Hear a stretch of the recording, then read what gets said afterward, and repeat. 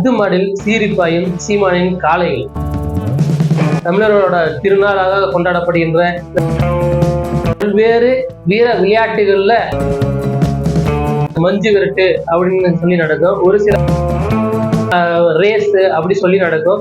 ஒரு சில பகுதியில ஜல்லிக்கட்டு, அதாவது ஏறு தருவுதல்.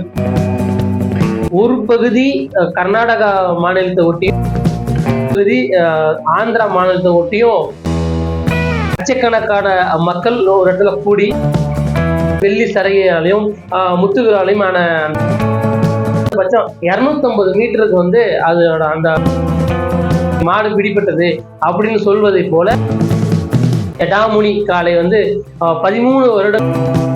அனைவருக்கும் வணக்கம். அத்துமாடில் சீரிப்பாயும் சீமானின் காளைகள். அத்து மாடுனா என்ன, அந்த அத்து மாட்டுல என்னெல்லாம் நடக்குது, தமிழர்களோட வாழ்வியல்ல இந்த காளைகளோட பங்குகள் என்ன அப்படின்றத இந்த காணொலி மூலமா நம்ம பார்க்கலாம். அத்து மாடு அப்படின்னா என்ன அப்படின்னு பார்க்கும்போது, தமிழர்களோட வாழ்வியல்ல இந்த தை பிறந்தாலே தமிழர்களோட திருநாளாக கொண்டாடப்படுகின்ற இந்த தை முதல் நாள் தொடங்கி தன்னோடு உழவு தொழிலுக்கும் தன்னோடு இணைபிரியாத வளர்கின்ற அந்த காளைகளை வைத்து அதற்காக ஒரு விழா ஏற்பாடு செய்து நடத்தப்படுகின்ற பல்வேறு வீர விளையாட்டுகள்ல இந்த அத்து மாடு ஒன்று. இந்த அத்து மாடு எந்த வகையை சேர்ந்தது அப்படின்னா, ஒவ்வொரு பகுதியிலையும் ஒவ்வொரு பெயர்ல இந்த காளையோட வீர விளையாட்டு வந்து நடைபெற்று வருகிறது. அந்த விதத்துல அதாவது ஒரு சில பகுதியில வந்து மஞ்சு விரட்டு அப்படின்னு சொல்லி நடக்கும். ஒரு சில பகுதியில ரேஸ் அப்படி சொல்லி நடக்கும். ஒரு சில பகுதியில ஜல்லிக்கட்டு, அதாவது ஏறு தருவுதல் அப்படின்ற மாதிரி நடந்துகிட்டு இருக்குது இந்த தென் மாவட்டங்கள்ல எல்லாம். அதே போல தமிழக எல்லை பகுதியான கிருஷ்ணகிரி, இது மாநிலத்தோட எல்லைப்பகுதி.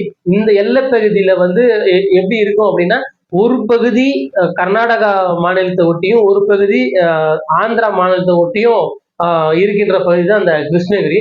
இந்த பகுதியில ஏரி தழுவுதல், மஞ்சு விரட்டு, அது தொடர்பான இந்த வீர விளையாட்டுகளான ஒண்ணுதான் இந்த அத்து மாடு அப்படின்னு சொல்லி இந்த பகுதியில வந்து வருஷம் நடந்துகிட்டு இருக்கு.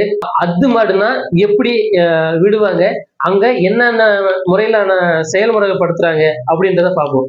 முதல்ல அத்து மாடு அந்த களத்து எப்படி இருக்கும் அப்படின்னா, லட்சக்கணக்கான மக்கள் ஒரு இடத்துல கூடி அதுல இடையில அந்த காளைகளை வந்து கட்டவிழ்த்தப்படுவாங்க.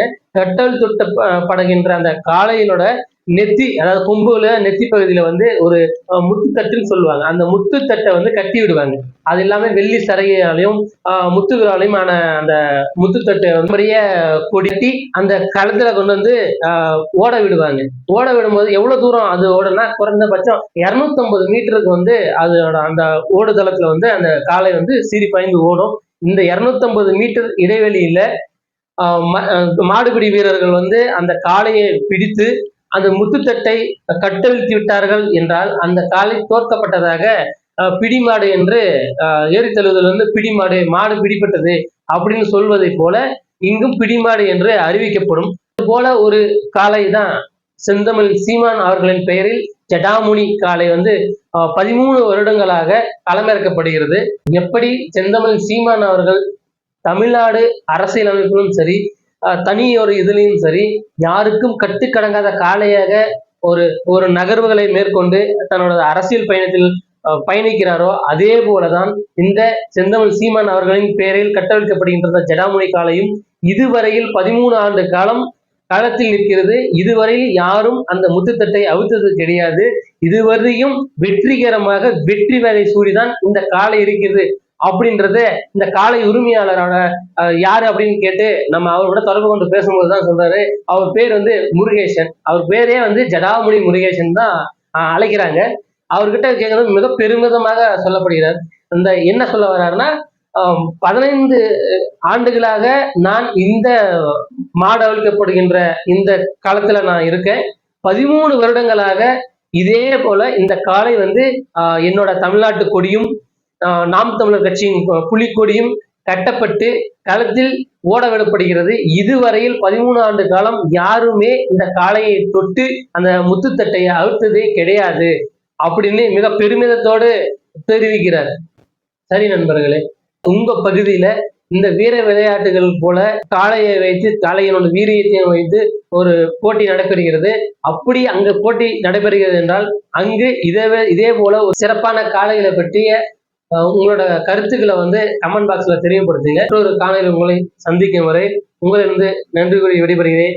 நன்றி, வணக்கம்.